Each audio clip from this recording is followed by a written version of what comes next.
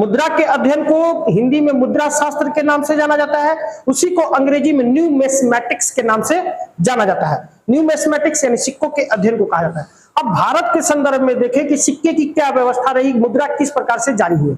शुरुआती समय में हमारे यहाँ देख रहे थे कि वस्तु विनिमय प्रणाली आधारित था।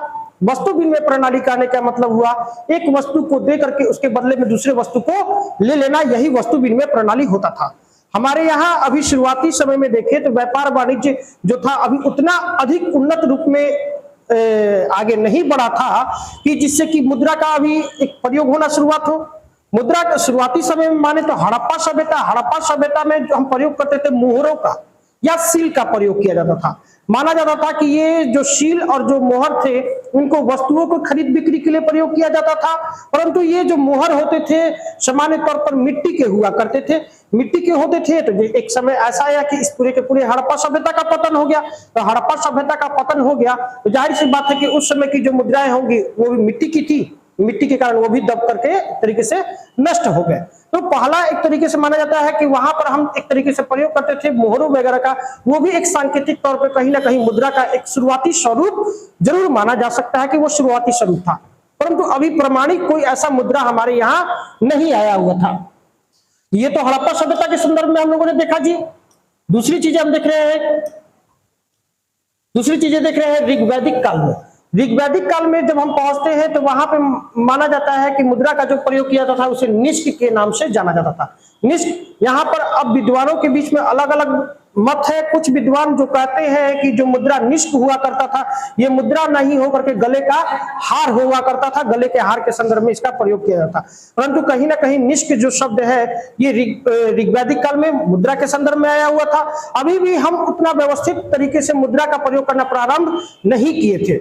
फिर जैसे ही ऋग्वैदिक काल से हम उत्तर वैदिक काल में प्रवेश करते हैं तो उत्तर वैदिक काल में भी वहां पर हम देख रहे हैं अलग अलग प्रकार के सिक्की मुद्राओं का प्रयोग होना शुरुआत हो जाता है, जिसमें से निष्क था, शतमान था, कृष्णल था और एक पाद था। ये 4 प्रकार की मुद्राओं का हम प्रयोग करते थे उत्तर वैदिक काल में। और इसी निष्क को माना जाता था कि जो उत्तर वैदिक सभ्यता में जो हम मुद्रा के तौर पे प्रयोग करते थे, अब वो उत्तर वैदिक काल में वो निष्क जो हो जाता है वो कन्वर्ट हो जाता है एक हार के तौर पे, जो गले के हार आभूषण के लिए उसका प्रयोग किया जाता था। क्लियर? पहली बार सिक्कों के संदर्भ में देखें तो लिखित विवरण जो मिलता है वो पाणिनि की रचना अष्टाध्यायी, अष्टाध्यायी जो मानी जाती है भारत की पहली कोई संस्कृत व्याकरण ग्रंथ मानी जाती है, जिसकी रचना की गई है पाणिनि के द्वारा। इसी में देखें तो 2 प्रकार के सिक्कों का चर्चा किया गया है। एक को हम बोलते थे निष्क और दूसरे को बोलते थे शतमान। ये दोनों के दोनों चांदी के सिक्के बने हुआ करते थे। क्लियर? भारत में वैसे देखें तो पहली बार जो सिक्का मिला है उसे पंचमार्क सिक्का के नाम से जाना जाता था।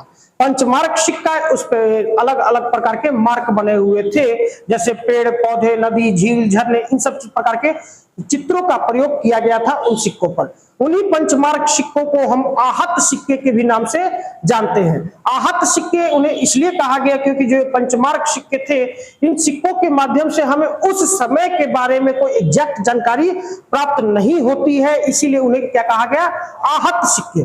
जैसे कोई भी चीजें हम जब शुरुआत करते हैं और जब किसी भी कार्य में जब हम कार्य कर रहे होते हैं और हमें जब परिणाम नहीं प्राप्त होता है तो एक तरीके से आह निकलता है ना, उसी प्रकार से सिक्के तो प्राप्त हो गए परंतु उस सिक्कों के माध्यम से हमें कोई ठोस जानकारी नहीं प्राप्त हुई, इसीलिए उन पंचमार्क सिक्कों को भी आहत सिक्के के नाम से जाना जाता है। क्लियर? अब भारत में जैसे ही हम देख रहे हैं कि उत्तर वैदिक सभ्यता के बाद हम प्रवेश कर रहे हैं मगध साम्राज्य, उसके बाद हम आ जाते हैं मौर्यों के काल में।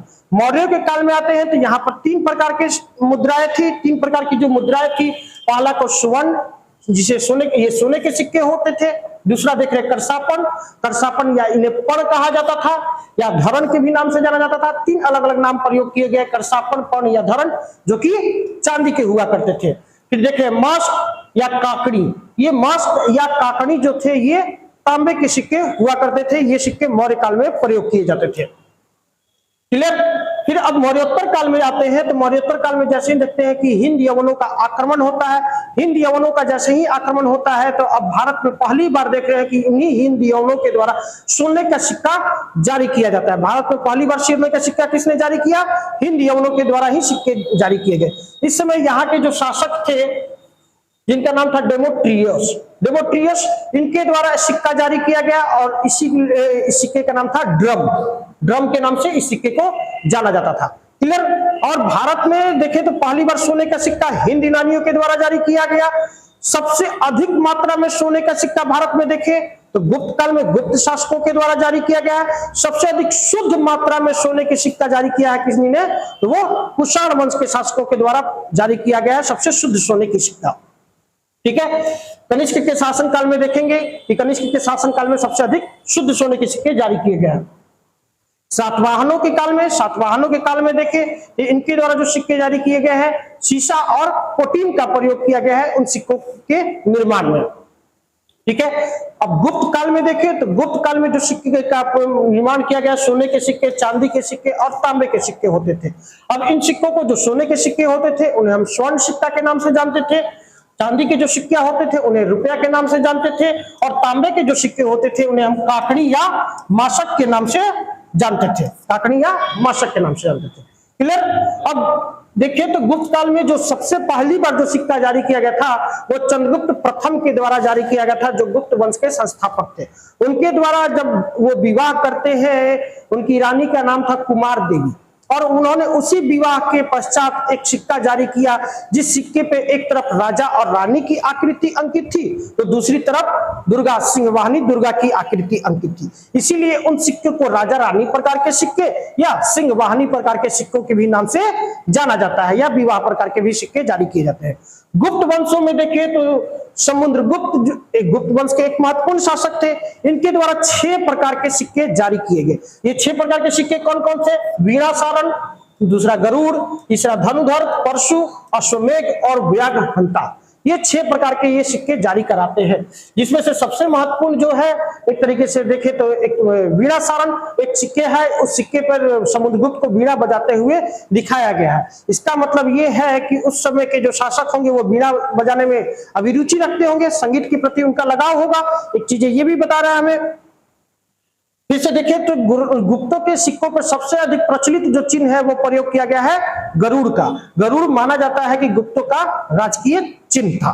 क्लियर। ये प्राचीन काल के सिक्के थे जिसके माध्यम से हमें प्राचीन सभ्यता और संस्कृति के बारे में जानकारियां प्राप्त होती है। अब सिक्कों के इतिहास के संदर्भ में देखें तो भारत में जो सिक्के जारी किए गए, फिर हम लोग मध्यकाल में आएंगे तो मध्यकाल में देखेंगे कि एकमात्र शासक था, एकमात्र राजा थे जिनके द्वारा चमड़े का सिक्का जारी किया जाता है। वो हम लोग देखेंगे हुमायूं और शेरशाह सूरी के बीच में जब युद्ध होता है तो उस युद्ध में हुमायूं की जान पे खतरा आ जाता है और चौसा के युद्ध में वो युद्ध छोड़ करके भागते हैं। उनके भागने में एक भिस्ती यानी नाविक जो नाव चलाने वाला था उस नाविक ने उनकी मदद की थी और उन्होंने उसी नाविक ने उनकी जान बचाई।